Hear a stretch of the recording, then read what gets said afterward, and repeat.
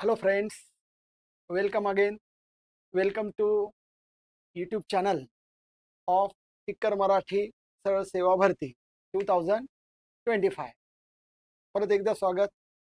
आगामी 2025 ची जी तलाठी भरती जी येणार आहे, जिथं मोठ्या प्रमाणामध्ये जागा येणार आहे अशी चर्चा होते. त्याच पद्धतीने मुद्रांक भरती आहे, टीईटीच्या परीक्षा आहेत, ज्या शिक्षक पदाच्या आहेत, नगर परिषद भरती येणार आहे, अजून असंख्य अशा वेगवेगळ्या पोस्ट आहेत.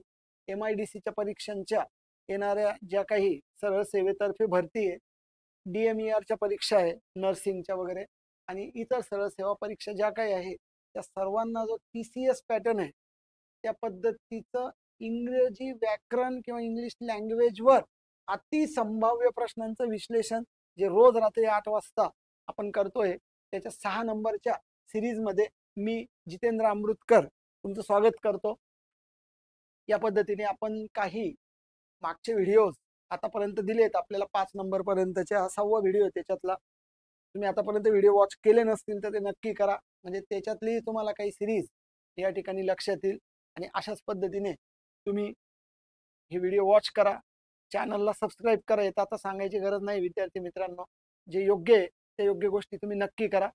Let start. पहिल्या प्रश्नाला आपण या ठिकाणी सुरुवात करूया. या 6व्या सेक्शन मधला किंवा सेशन मधला पहिला प्रश्न बघा. आता सिलेक्ट, मी तुम्हाला सांगितलं ना, पहिल्या शब्दाला टार्गेट करायचं म्हणजे नेमकं कळतं आपल्याला याच्यात काय विचारलंय. त्याच्यात काय विचारलंय बघा. आता select the option that is the indirect form of the given sentence. म्हणजे हे डायरेक्ट स्पीच आहे आणि या डायरेक्ट स्पीचचं आपल्याला काय करायला लावलंय त्यांनी, इनडायरेक्ट स्पीच करायला लावलंय. मीना सेड, मीना म्हटली I was living in Bhopal. I was living, I म्हणजे कोण म्हणतंय, मीना म्हणतंय, म्हणजे आयचा बदल शी होईल. आणि वॉज लिव्हिंग हा पास्ट कंटिन्युअस टेन्स आहे. मग प्रेझेंट कंटिन्युअसचा पास्ट कंटिन्युअस करता म्हणजे आम्ही जाता वॉज वेअर करता, म्हणजे मुळात पास्ट कंटिन्युअस आहे. याचा पास्ट परफेक्ट कंटिन्युअस टेन्स तयार करता आणि त्या पास्ट परफेक्ट कंटिन्युअसचं जे स्ट्रक्चर आहे ते हॅड, बीन आणि ING. तो पास्ट कंटिन्युअसचा आपल्याला पास्ट परफेक्ट कंटिन्युअस करायचा आहे. हे सगळ्या गोष्टी ज्या पर्यायामध्ये मॅच होतील तो पर्याय आपल्याला निवडायचा आहे. So Meena said that they. आता दे नाही, कोण जाणार आहे, सगळे थोडी जाणार आहे, मीना जाणार ना. ती म्हणते आय वॉज, तर इथं दे येणार नाही. Meena said that she was. आता वॉज लिव्हिंगचा वॉज लिव्हिंग हा सेम टेन्स नाही चालणार, आपल्याला टेन्स बदलावा लागणार आहे, कारण आपली रिपोर्टिंग वर भी पास्ट टेन्स मध्ये दिलेली. सेड हा पास्ट टेन्स आहे, सो चेंज इन टेन्सेस होणार आहे. हे चुकीचं आहे. Meena said that she had been living, exactly structure match होत आहे बघा. हॅड बीन लिव्हिंग ते घ्यायला लागेल आणि इथं मस्ट बी, त्या मॉडल ऑक्झिलरीचा यूज करण्याचं काहीच कारण नव्हतं. वॉज असताना मस्ट चालूच शकत नाही आपल्याला, पण हा पर्याय येणार नाही. आपल्या पहिल्या प्रश्नाचं जे आन्सर घ्यायचं या ठिकाणी ते C नंबरचं घ्यायचंय. त्या ठिकाणी काय नोटीस केलं तुम्ही का, या ठिकाणी सेड आहे, त्या ठिकाणी सेड सेड सेड दिलाय, दॅट दॅट दॅट दिलाय, म्हणजे इथपर्यंत काही चुका नव्हत्या. मग सब्जेक्टची चुकी झाली, नंतर मग वर्बची चुकी झाली, कारण बाकी मग लिव्हिंग इथे इन भोपाल मध्ये तर काहीच वेगळंच काहीच नाही. कोणी सिंपल वाटणारं वाक्य पण विद्यार्थ्यांचं चुकून जातं जर त्याला व्यवस्थित नियम माहीत नसतील तर. म्हणून या अनुषंगाने या ठिकाणी आपण हे सगळे प्रश्न डिस्कस करतो आहे. ठीक आहे, चला नेक्स्ट पुढचा प्रश्न बघा. आता विचारलंय आपल्याला select the most appropriate meaning of the idiom. एक म्हण आहे, एक इडियम आहे, याला अलंकारिक म्हण म्हणूया, जिथे पण इडियमचा उल्लेख होईल त्याचा वर्ड टू वर्ड मिनिंग नाही घ्यायचा. वर्ड टू वर्ड मिनिंग नको आहे, त्याच्यातला सजेस्टेड मिनिंग आपल्याला घ्यायचा. अकिलस हिल. अकिलस हिल ही एक टर्म आहे जी एक स्टोरीला कव्हर करते. अकिलस हिल याचा अर्थ आहे वीक पॉइंट. अकिलस हिल म्हणजे वीक पॉइंट, ज्याच्यामध्ये एक मायथॉलॉजिकल स्टोरी आहे. त्याच्यानुसार एक वरदान मिळालं असतं त्या आईला, तर त्या मुलाला ती त्या जादुई पाण्यातून, नदीच्या पाण्यातून जो भाग त्या पाण्यामध्ये बुडवेल तो अमर होईल. पण मात्र नेमकं ते पायाला धरून त्या बाळाला बुडून बाहेर काढते लगेच, तर ते पाय त्याचे वीक राहून जातात. त्या युद्धामध्ये जे ट्रोजन जे वॉर झालंय तर त्याच्यामध्ये पायाला बाण लागून त्या अकिलसचा मृत्यू होतो. आणि म्हणून त्या दिवसापासून ती टर्म जी वापरायला लागली तर ते वीक पॉइंट अर्थाने. सो फेटल वीकनेस हे त्याचं करेक्ट आन्सर आहे. So it good time, stop discussing issue, failed, हे काहीच या ठिकाणी मॅच होणार नाही. याचा अर्थच डायरेक्ट काय तर वीक पॉइंट आहे. जर कोणी म्हटलं आता की इंग्लिश इज माय अकिलस हिल, तर समजून घ्यायचं हे त्याचा वीक पॉइंट आहे. हा त्याचा वीक पॉइंट आहे, कारण त्याचा अर्थ हाच वीक पॉइंट आहे, है ना.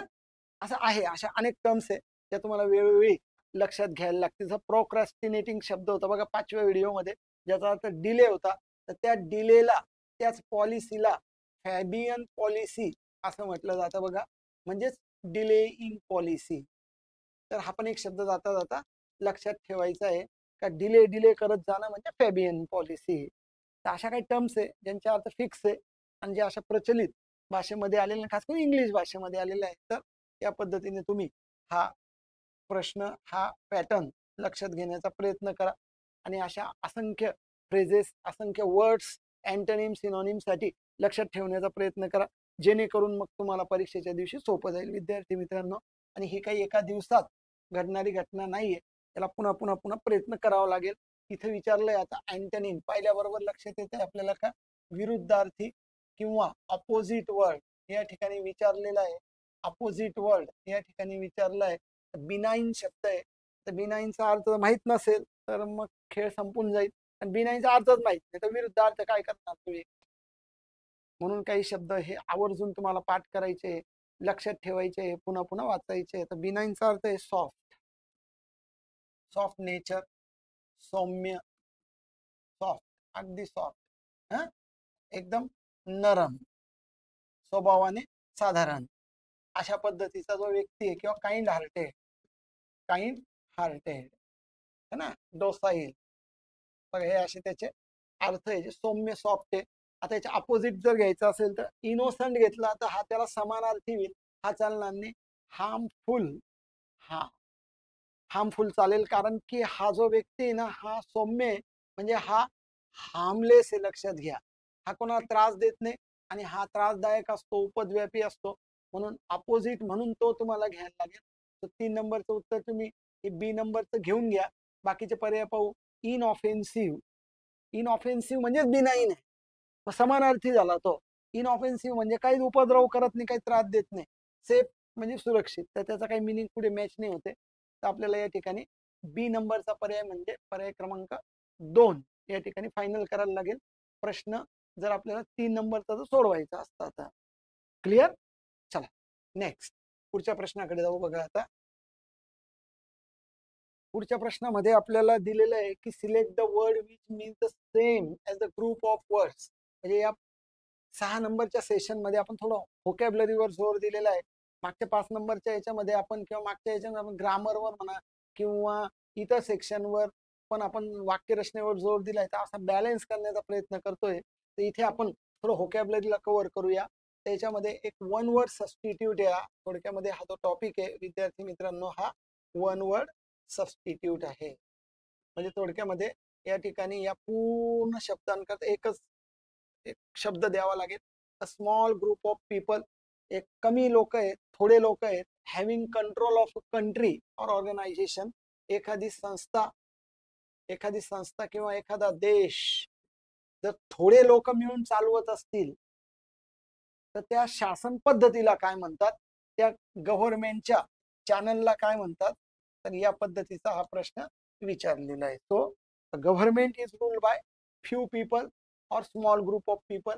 पहिले प्लुटोक्रसी, प्लुटोक्रसी म्हणजे जे प्लुटो आहे किंवा जे ॲरिस्टोक्रॅटिक पीपल आहे, श्रीमंत लोक आहे, त्यांची शासन पद्धती प्लुटोक्रसी हा पर्याय नाही चालणार.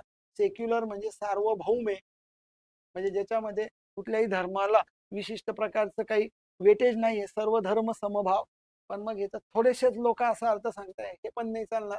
मोनार्की म्हणजे राजेशाही असते, सो रूल बाय किंग और क्वीन आहे, जिथं राजा किंवा राणी राज्य करत असते ते मोनार्की आहे. पण आपल्याला थोड्या लोकांकडनं म्हणजे 3 जरी काढून टाकले तर बघा ऑलिगर्ची हा शब्द तुम्हाला आन्सर म्हणून या ठिकाणी घ्यायचा आहे, की ज्याचा अर्थ आहे थोड्या लोकांकडनं शासन चालवलं जातं अशी शासन पद्धती. म्हणजे तुम्हाला डी नंबरच्या सेक्शनकडे जायला लागेल. जर प्रश्न चौथ्याचा आन्सर कव्हर करायचा असेल तर हे डी नंबर घ्यायला लागेल. तर बघा अशा पद्धतीने काही व्होकॅब्युलरीचे प्रश्न पण तुमच्या नजरेखालून तुमच्या अभ्यासातून जाणं वेळोवेळी अत्यंत गरजेचं आहे आणि तोच आपण या ठिकाणी उद्देश समोर ठेवलेला आहे आणि असे बरेचसे प्रश्न आपण तुमच्याशी डिस्कस करतोय. ओके, चला नेक्स्ट पुढचा प्रश्न पाहूयात. सोपा शब्द आहे आता, डिलीट. सोपा जरी शब्द असला पण तरी पण पटकन नाही सुचत बर का, थोडस विचार करायचा आहे. तर डिलीट चा सिनॉनिम विचारलेला आहे, समानार्थी विचारला आहे. डिलीट करून टाका मेसेजला. डिलीट करा म्हणजे रद्द करून टाका, म्हणजे कॅन्सल करून टाका, है ना. हा, आता कन्झर्व हा त्याच्या अपोजिट झाला, प्रिझर्व त्याच्या अपोजिट झाला. याचा अर्थ आहे संवर्धन करणे, संवर्धन करणे किंवा या ठिकाणी सांभाळणे, सांभाळ करणे, सांभाळ करणे, जतन करणे, राखणे. आणि ते तर डिलीट करायला लावलंय म्हणजे उदाहरणार्थ त्याच्या अपोजिट झालं डिस्ट्रॉय आणि रिपेअर. आता रिपेअर आणि डिलीट तर हे दोघी काही मॅच होत नाही, म्हणून तुम्हाला अगदी काही मॅच नाही होते सिमिलर, पण त्या त्या रेंजमध्ये येणारा तो शब्द आहे. म्हणून तुम्हाला म्हटलं होतं की जरी तो शब्द सोपा असला तरी एक्झॅक्ट उत्तर लगेच पोहोचून जाईल असं काही नाही, म्हणून इलिमिनेट करायचे पर्याय पर्याय बाहेर काढण्याचा प्रयत्न करायचा. नक्की एका योग्य पर्यायापर्यंत तुम्ही पोहोचता. तर डिस्ट्रॉय म्हणजे नष्ट करणे, म्हणजे डिलीट करून टाकणे. अशा अर्थाने सी नंबरचा पर्याय प्रश्न 5व्याच्या आन्सर साठी घेणं हे योग्य आहे. ठीक आहे, तर बघा या पद्धतीने तुम्ही व्होकॅब्युलरीचा पण अभ्यास करणं गरजेचं आहे. ही गरज मी तुमच्या पुढे ठेवतोय. एखाद्या शब्दाचा अर्थ माहीत असेल नसेल माहीत तर काय फरक पडतो, काय आपली भांबेरी उडते, तारांबळ होते.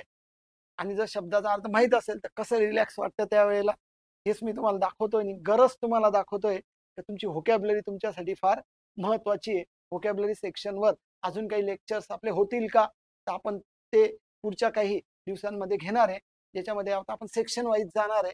हे 8-10 लेक्चर झाले की आपण सेक्शन वाईज जाऊ आणि परत शेवटचे 5-10 लेक्चर जे आहेत तर ते पुन्हा एकदा आपण अतिसंभाव्य प्रश्न किंवा PYQच्या संबंधामध्ये आपण चालू देणार आहेत. अशा पद्धतीने सर्वांगीण या तलाठी भरतीच्या दृष्टीने काय जास्तीत जास्त तुम्हाला उपलब्ध करून देता येईल विद्यार्थी मित्रांनो, तो सगळा प्रयत्न आपला इकर मराठी सरळ सेवा भरती या चॅनलचा असणार आहे. आणि ज्याच्यामध्ये नक्की तुमची साथ, तुमचा अभ्यास, तुमचं सातत्य, तुम्ही काढलेले पॉइंट्स हे तुमच्यासाठी फार महत्वाचे असणार आहे आणि नक्कीच यश मात्र तुमचं असणार आहे.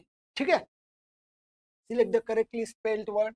म्हणजे याच्यामध्ये तुम्हाला करेक्टली स्पेल म्हणजे योग्य स्पेलिंग असलेला, योग्य स्पेलिंग असलेला शब्द निवडायचा आहे.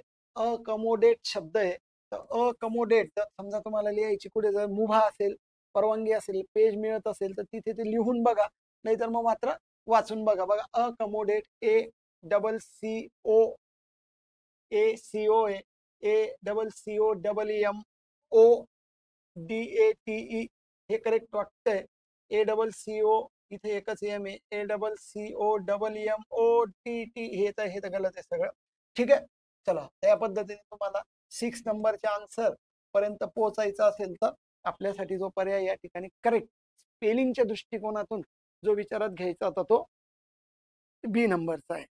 आणि असं पण बऱ्याच वेळेला आढळतं विद्यार्थी मित्रांनो काय असे जे डबल डबल आहेत, म्हणजे ज्या स्पेलिंग मध्ये असे डबल डबल वर्ण किंवा डबल डबल लेटर्स येतात, ते पण आयोग विचारण्याचा प्रयत्न करतो. किंवा मग सीई आहे म्हणजे सीई आहे का आई आहे का EI आहे, शेवटी याच्यावर पण ते विचारण्याचा प्रयत्न करतात. म्हणून मग स्पेलिंग कोणते करायचे हे पण एक मॅटर करतं की ज्याच्यामध्ये कन्फ्युजन निर्माण होईल.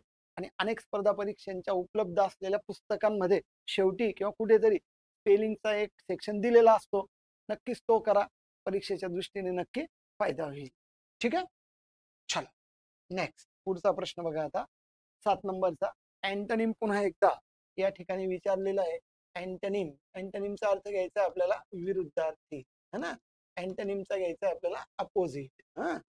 आता समजा अबेट विचारला आहे आणि तुम्ही म्हणा बेट म्हणजे असं बेट म्हणजे पैज लावणे, तर तसा काही अर्थ नाही लागत आहे. अबेट हा सर्वस्वी वेगळा शब्द आहे. अबेट आणि बेटचा कुठलाच काही संबंध नाही. सिमिलर वर्ड अँटोनिम जर विरुद्ध अर्थ पाहिजे, डिक्लाइन, सबसाइड, डिमिनिश. हा, आता इथे तुम्ही काय करू शकता, समजा तुम्हाला अबेटचा अर्थ नाही माहिती, पर्याय पाहिजे. डिक्लाइन म्हणजे काय, कमी होणे. सबसाइड म्हणजे काय, कमी होणे. एक लक्षात घ्यायचं का, एक निवडायला लावला आहे आणि दोन्ही अर्थ सारखे येत आहे, ते दोन्ही निवडायचे नाही आपल्याला. एकच निवडायचं असेल आणि दोन्ही सारखे अर्थाचे येत आहे आणि याचा अर्थ माहित नाही, अशा वेळेला काय करायचं, तर तो प्रयत्न चाललाय. डिमिनिश म्हणजे काय, डिमिनिश म्हणजे नाहीसं होणे, कमी होणे. बघा, नाहीसे होणे म्हणजे कमी होणे, कमी होणे, नाहीसे होणे, एकाच प्रकारची शेड झाली आहे. एकाच प्रकारची शेडचा कुठलाच शब्द ह्या त्याच्या विरुद्ध अर्थी झाला आता.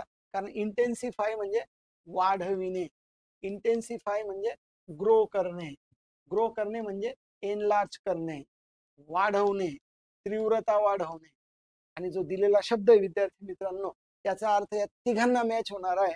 म्हणजे अबेट म्हणजेच सौम्य करणे किंवा कमी करणे, बी लिटिल छोटं करणे, कमी करणे, आणि त्याच्या विरुद्ध घ्यायचं असेल तर त्याची तीव्रता वाढवणे. असं अपोजिट म्हणजे समजा बघा, असं पण जर काही झालं एखाद्या प्रश्नामध्ये, तर काही घाबरून नाही जायचं. आता नाही कळत याचा अर्थ, पर्याय तरी पाहिजे. तीन सारखे येऊन गेले त्याच्यामध्ये, तर एक निवडायला लावणं तर कसं शक्य आहे, तिघे गायब झाले ते. अशी रिस्क आता घ्यायला हरकत नाही, जरी निगेटिव्ह असलं तरी. असा काही विचार करा. म्हणून 7 नंबरच्या प्रश्नासाठी डी नंबरच्या आन्सर पर्यंत पोहोचावं लागेल.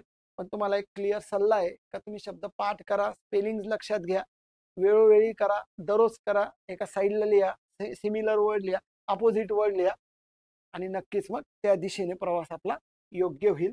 आणि परीक्षेच्या दिवशी आपला रिझल्ट मग कोणीच थांबवू शकत नाही, क्लिअर रिझल्ट लागून जाईल आपला. ठीक आहे, चला. Select the most appropriate option to fill in the blank in the given sentence. Blank इकडे दिली कुठेतरी बघा, शेवटी दिली आहे, वाचत जायचं आता. Conservation of forest. कन्झर्वेशन म्हणजे संवर्धन. मागे कन्झर्व गेला होता बघा, प्रिझर्व, कन्झर्व, याच्यातच गेला होता. म्हणजे असे शब्द जे कुठे कुठे येताना विद्यार्थी मित्रांनो ते फायद्याचे होता, म्हणून हे वाचत राहायचं आहे. So conservation of forest and wild life. Wild life म्हणजे वन्यजीव, जे वन्यजीव आहे, आणि कन्झर्वेशन ऑफ फॉरेस्ट आहे इन द बॅकग्राऊंड ऑफ, म्हणजे च्या पाठीमागे असताना, ऑफ रॅपिड डिक्लाइन. डिक्लाइन आला बघा, ऱ्हास.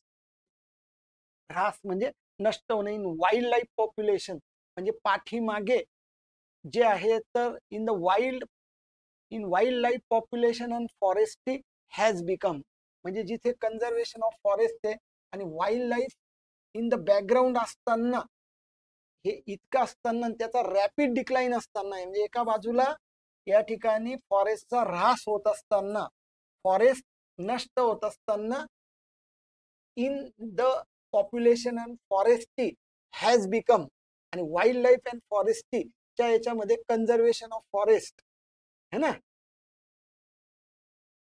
काय अर्थ लागतो बघा, conservation of forest and wild life in the background of. हा, तर in the background of decline in wild life population म्हणजे काय बघा, म्हणजे एका बाजूला इकडे वाईल्ड लाईफ है ना, वाईल्ड लाईफ पॉप्युलेशन आणि फॉरेस्ट्री हे ऱ्हास होत आहे, जंगल ऱ्हास होत आहे, वन्यजीव ऱ्हास होत आहे, आणि त्याच्या याच्यामध्ये त्याच्या बॅकग्राऊंडला आपल्याला काय करणं काय आहे, तर conservation of forest and wild life.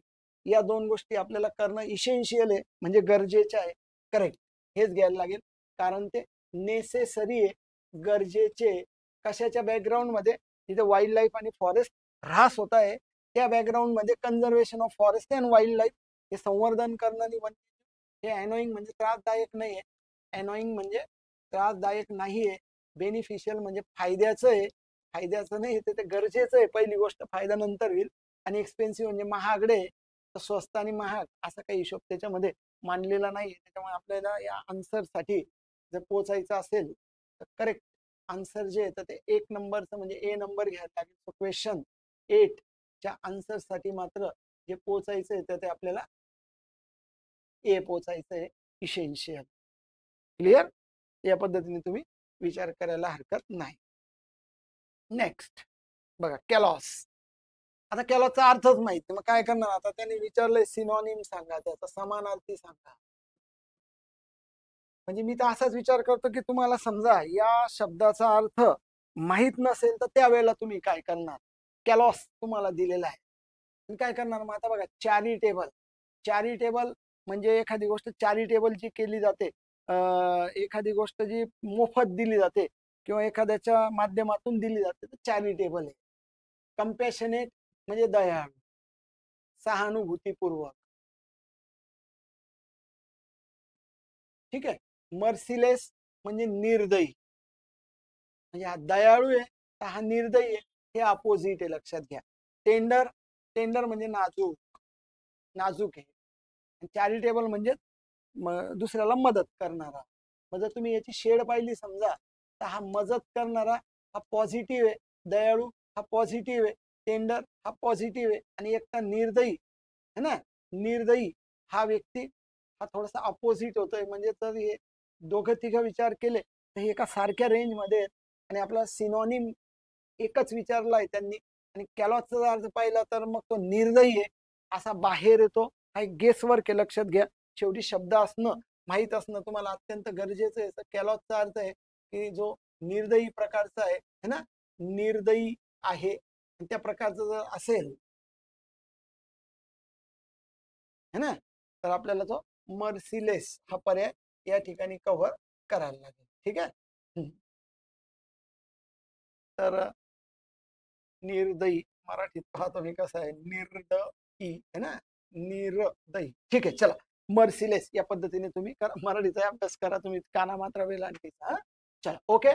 So 9 नंबरच्या आन्सर साठी आपल्याला जो पर्याय सिलेक्ट करायचा आहे तो सी नंबरचा करायला लागेल है ना.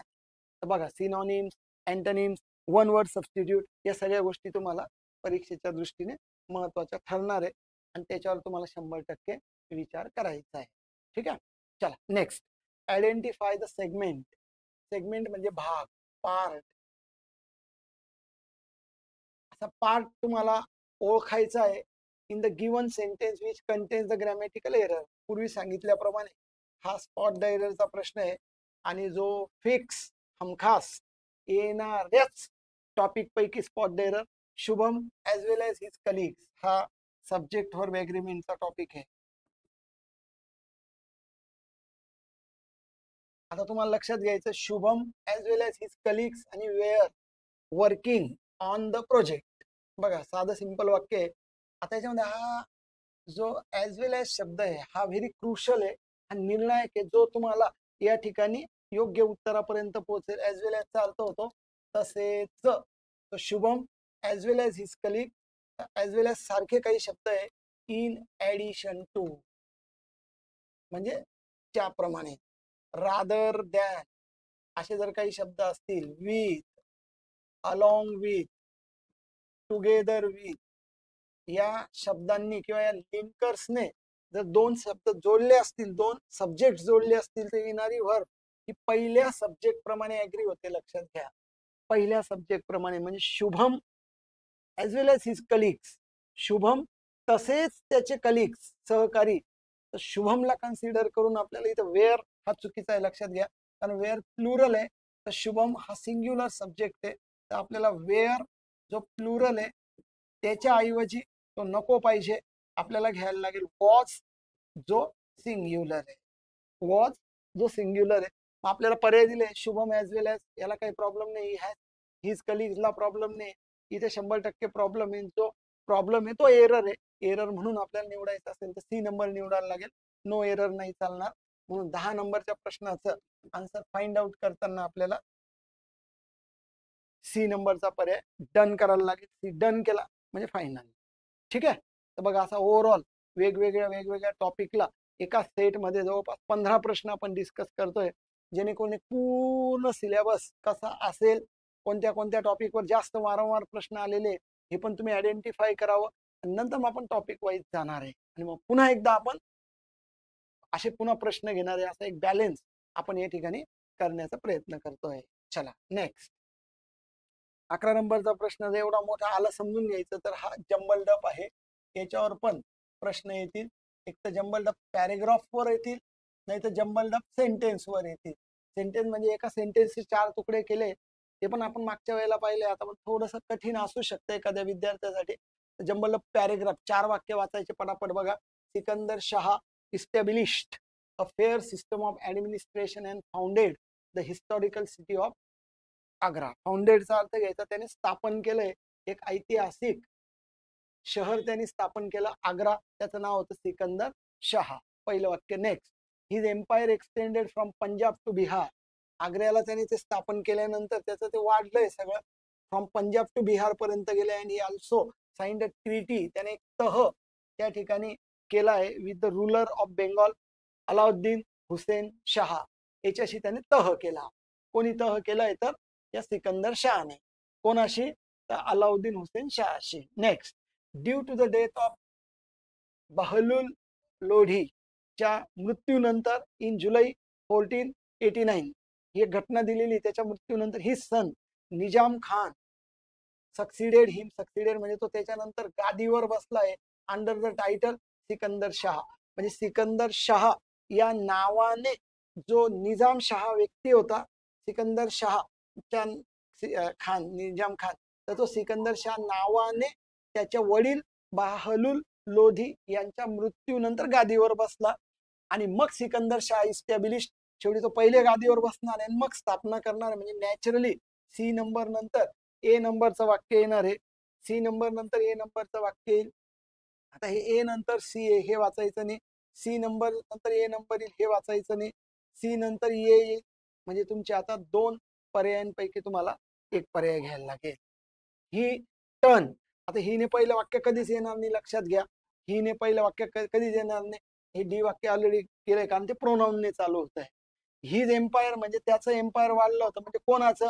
डायरेक्ट हिजने पण वाक्य येणार नाही. म्हणजे बी नंबरचं पण वाक्य तुम्ही कट करून टाकायचं, कारण की हिज एम्पायरने वाक्य सुरू नाही होऊ शकत आहे.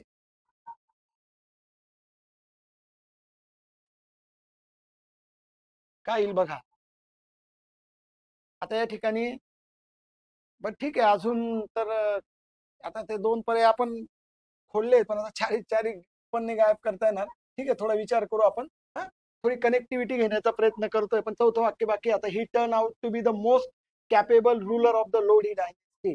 डायनेस्टी म्हणजे साम्राज्य. त्याचं जे साम्राज्य होतं त्याच्यातला तो एक मोस्ट कॅपेबल रुलर बनलाय, सक्षम. कोणाच्या? हे जे लोढी खानदान होतं किंवा त्याचं साम्राज्य होतं त्याच्यामधला. ठीक आहे. सगळ्यात पहिलं जे वाक्य येईल ते लक्षात घ्या की due to the death of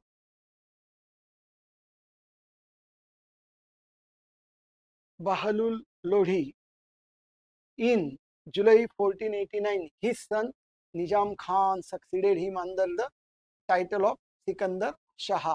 म्हणजे सी नंबरचं वाक्य येऊ शकतं, पहिले काही प्रॉब्लेम नाही वाटत आहे. आणि त्याच्यानंतर मग सिकंदर शाह इस्टॅब्लिश्ड. आणि नंतर मग he turn out to be the most capable. आणि मग शेवटी ही एम्पायर एक्सटेंडेड. चालेल, मग आपलं 4 नंबरचं वाक्य येणार आहे. हे ऑलरेडी आपले तर 2 कट झाले, तर हे कट होऊन गेलं होतं. तर डी नंबरचा वाक्याचा क्रम हा योग्य आहे. अशा पद्धतीने 11 नंबर साठी आपण डी नंबरचं वाक्य फायनल करूया. कोणतं वाक्य कोणत्या नंतर क्रमाने येईल तर हे सुद्धा आपण त्या ठिकाणी घेण्याचा प्रयत्न केला होता. तर नॅचरली सी नंतर ए वाक्य या पद्धतीने असलेलं आणि एक इंट्रोडक्टरी वाक्य. कारण वडिलांचा मृत्यू झाल्यावर तो गादीवर बसेल आणि मगच तो इस्टॅब्लिश करणार आहे, लक्षात घ्या. आणि मग त्याने तह वगैरे केला, जे काही त्याने गोष्टी केल्या. ठीक आहे. अशा पद्धतीने हा थोडासा किचकट वाटू शकतो, पण याचा वारंवार अभ्यास कराल. याच्या काही ट्रिक्स आपण नंतर विचारात घेऊया, कारण एकाच लेक्चरमध्ये एवढं सगळं पुन्हा शक्य नाहीये. म्हणून याच्यामध्ये फक्त तुम्हाला जो काही सिलेबस आहे त्याच्यावर ओव्हरऑल कॉम्प्रिहेन्सिव्ह टेस्ट, अतिसंभाव्य प्रश्न कशा पॅटर्नवर येऊ शकता हेच आपण या सुरुवातीच्या काही लेक्चर्स मधून कव्हर करण्याचा प्रयत्न करतोय. तुम्हाला लेक्चर्स आवडताय, विद्यार्थी मित्रांना आवडत असेल तर नक्की त्या चॅनलला तुम्ही लाईक सबस्क्राईब करून घ्या. नोटिफिकेशनला तुम्ही आयकॉन दाबा. मित्रांना या विषयीची माहिती द्या. लवकरच आपण या ठिकाणी बॅच सुरू करतोय. पहिले लाईव्ह लेक्चर्स तुम्ही बघा. लवकरच आपण या ठिकाणी बॅचची घोषणा करणार आहे. ठीक आहे. Select the option that is the passive form of the sentence. Passivize करायचं आहे. Ganesh is writing a book. Ganesh subject आहे, इज रायटिंग वर्ब आहे, आणि काय लिहितोय तर ऑब्जेक्ट आहे. तर पॅसिव्ह व्हॉइस करायला लावल्यामुळे ऑब्जेक्टने सुरुवात होईल. हे सगळ्यात महत्वाचं घडेल. मागच्या पण काही व्हिडिओज मध्ये पाहिलंय की टू बीचं रूप आणि V3 शेजारी शेजारी आला तर वाक्य पॅसिव्ह व्हॉइस असतं. आणि नंतर बायची रचना, आणि शेवटी काय करायला लागते आपल्याला? बायची रचना करायला लागते. तर सगळ्यात महत्वाचं गणेश इज रायटिंग. गणेश लिहत आहे. काय लिहित आहे? A book. अबक बुकने सुरुवातीला बुक बुक सगळ्याच ठिकाणी, त्याच्यामुळे इथे काही फायदा झाला नाही तुम्हाला इलिमिनेट करायला, चुकीचं काढायला. ठीक आहे, इज रायटिंग आहे तर अ बुक पण सिंग्युलर आहे, त्याच्यामुळे ते इज घ्यायला लागेल. आय एन जी आल्यामुळे इथे बिईंग घ्यायचं आहे, लक्षात घ्या. Is being. आणि का बरं बिईंग घेतो, कारण आय एन जी म्हणून आपण बिईंग घेतोय आणि याचा V3 करायचा आहे. हे टू बीचं रूप झालं इज बिईंग, आणि V3 करायचं आहे रिटर्न. हे ज्या वाक्यामध्ये असेल ते 100% तुमचं करेक्ट येईल. सो अ बुक वॉज नाही चालणार, 5 झाला. विल बी नाही चालणार, फ्युचर झाला. वॉज नाही चालणार, 5 झाला. 3 नंबरचा पर्याय घ्यायला लागेल, a book is being written by Ganesh. 100% असा सी नंबरचा जो पर्याय आहे तो 12 साठी तुम्हाला योग्य ठरेल. बघा विद्यार्थी मित्रांनो, चेंज द व्हॉइस हा नेहमी क्रीम असलेला टॉपिक आहे, ज्याच्यावर 100% विचारलं जाण्याची शक्यता आहे. त्याच्यामुळे चांगले नियम लक्षात घ्या पॅसिव्ह व्हॉइस करण्याचे, ज्याच्यामध्ये ऑब्जेक्टने सुरुवात होऊन टू बीचं रूप आणि V3 या रचना शेजारी शेजारी आल्या तर वाक्य ऍक्टिव्ह मधून पॅसिव्ह होतं. आणि ऍक्टिव्ह व्हॉइस जर बघायचं असेल तर subject plus verb plus object. एकदम बेसिक रचना आहे, त्या माहिती आहे तुम्हाला. आय एन जी जिथे आहे तिथे आपण बिईंग घेणार आहे, लक्षात घ्या. जिथे आय एन जी आहे तिथे आपण बिईंग घेणार आहे ना, ही गोष्ट तुम्ही लक्षात घ्या. ओके, तर बघा अशा पद्धतीने थोडी सकारात्मकता, पॉझिटिव्ह एनर्जी असू द्या, जेणेकरून तुम्हाला या सगळ्या गोष्टीचा फायदा होईल. आता याच्यात त्यांनी विचारलंय आपल्याला प्रश्न, select the word which means the same as the group of the words given. हे ग्रुप ऑफ द वर्ड्स आपल्याला दिलेला आहे, शब्दांचा एक समूह आहे, म्हणजे एक फ्रेज आहे. आणि याचा एक आपल्याला समानार्थी शब्द द्यायला लावलेला आहे, पण जास्त शब्द असल्यामुळे याला आपण या टॉपिक मध्ये घ्या, वन वर्ड सबस्टिट्यूट, ज्याच्यावर एक प्रश्न हमखास विचारला जातो. स्पॉट एररवर, स्पेलिंगवर, हे नेहमी नेहमी येणारे TCS पॅटर्नला फॉलो होणारे टॉपिक्स आहे, जे तुम्ही कायम डोक्यात ठेवा, जंबल्ड अप डोक्यात ठेवा. Fill in the blank, double filler, sentence improvement, हेच वारंवार वारंवार येतं. हे विद्यार्थी करत नाही विद्यार्थी मित्रांनो, त्याच्यामुळे त्यांना बरंच नुकसान झाल्याचं आढळतंय. नुसतं ग्रामर करतात, फक्त ग्रामर नाही करायचंय तुम्हाला, त्या पॅटर्नने पण तुम्हाला फॉलो करायचंय. आणि हीच आपली टीम स्पीकर मराठीच्या या प्लॅटफॉर्मवर आपल्यासाठी उपलब्ध करून देते. So keep watching the videos, continue. ठीक आहे, तर फॉन्ड ऑफ कंपनीचा अर्थ होतो म्हणजे ज्याला सहवास, ज्याला सामाजिक जीवन, लोक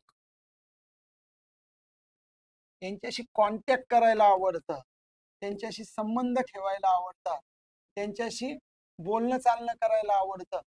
फॉन्ड म्हणजे आवड, अशा व्यक्तीला काय म्हटलं जातं, असा प्रश्न विचारला आहे. अशा व्यक्तीला काय म्हटलं जातं, तर ग्रेगेरियस, हेच त्याचं उत्तर आहे. आता तो त्याचा अर्थ आहे म्हणून मी तुम्हाला सांगितलं, तर ग्रेगेरियस माहित नाही तुम्हाला, मग काय करणार ना, असं होऊन जातं. तर त्याचा अर्थ सोशल, या शब्दाचा अर्थ काय, बिंग सोशल. क्विक्झॅटिकचा अर्थ आहे विनोदी.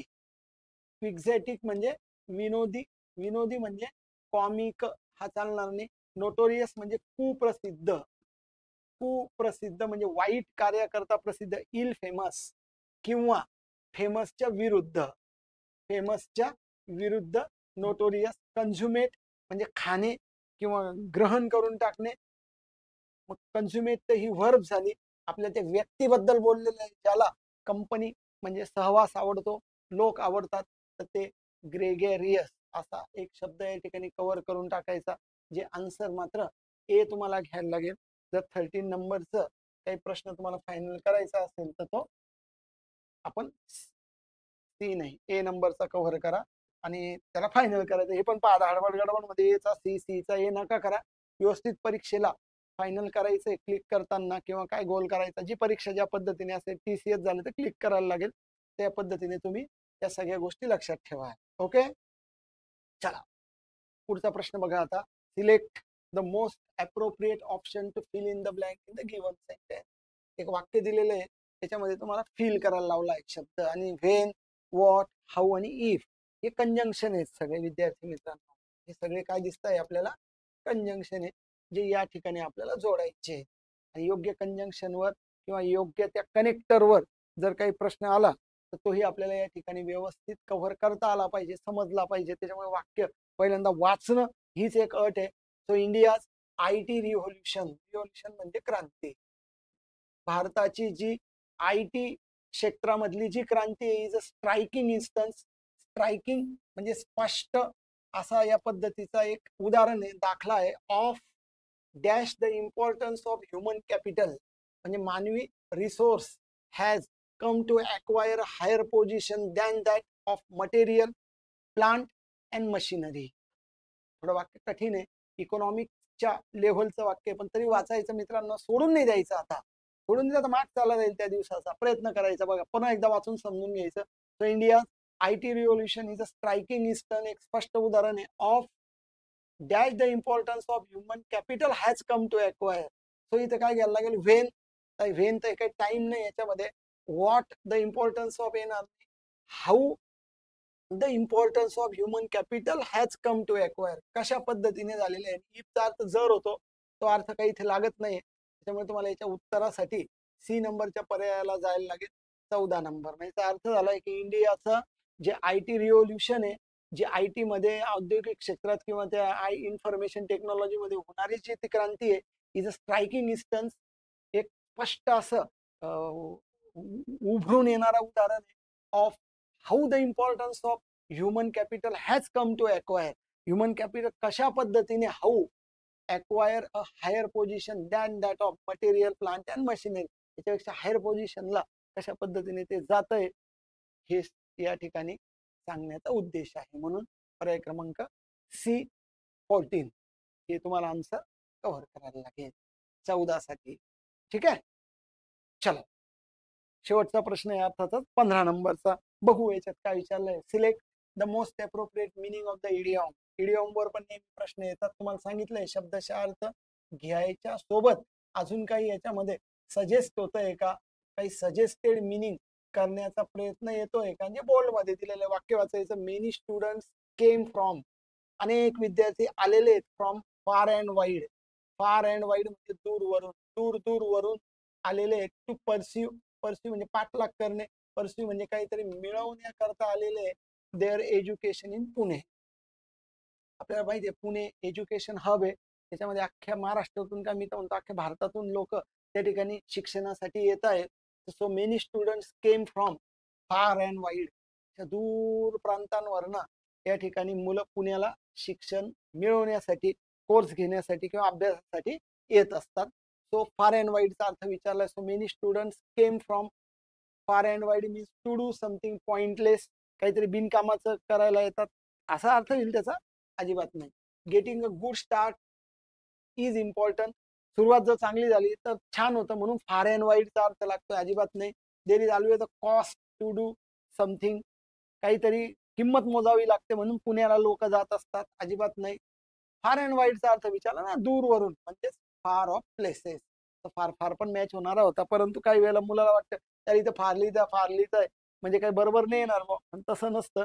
काही वेळेला तो प्रश्न तुम्हाला सोपा असतो, पण तो वाटतो इतका सोपा कसा काय येईल, हे पण एक याच्या पाठीमागचं नियोजन आहे. असं मॅच होऊ शकतंय, शेवटी तो त्याचा अर्थ आहे, जो अर्थ आहे तो तुम्हाला घ्यायचा आहे. अशा पद्धतीने बघा विद्यार्थी मित्रांनो, सर्वांगीण phrases, words, spelling, sentence structure, grammar, spot error, double filler, अशा वेगवेगळ्या टॉपिकवर जो TCSचा पॅटर्न आहे, जे तलाठी भरती तुमची होणार आहे 2025 ची, आणि इतर सरळ सेवा भरती ज्या लवकरच येऊन ठेपलेल्या आहे पुढे, त्या अनुषंगाने टिक्कर मराठीच्या सरळ सेवा भरतीच्या चॅनलवर आपण हे सगळे प्रश्न डिस्कस करत आहोत. हा भाग इथे संपतोय. आता आपण हा व्हिडिओ वॉच केला त्याच्याबद्दल आपले आभार, आणि अशाच पुढच्या व्हिडिओसाठी आपण लवकरच भेटतोय. सेक्शन वाईज पण आपण भेटणार आहे, लवकरच आपली भेट होईल. चॅनल वॉच करा, आवडला असेल तर लाईक करा, चॅनल सबस्क्राईब करा आणि मित्रांना शेअर करा. तुम्ही म्हणत असाल बॅच कधी स्टार्ट होईल, लवकरच त्याची घोषणा होईल आणि येणाऱ्या नवीन नवीन अपडेट्स आपल्या पुढे ठेवल्या जातील. लवकरच भेटू पुढच्या चॅनल, पुढच्या लेक्चरसाठी. अभ्यास करत राहा, काळजी घेत राहा. थँक्यू.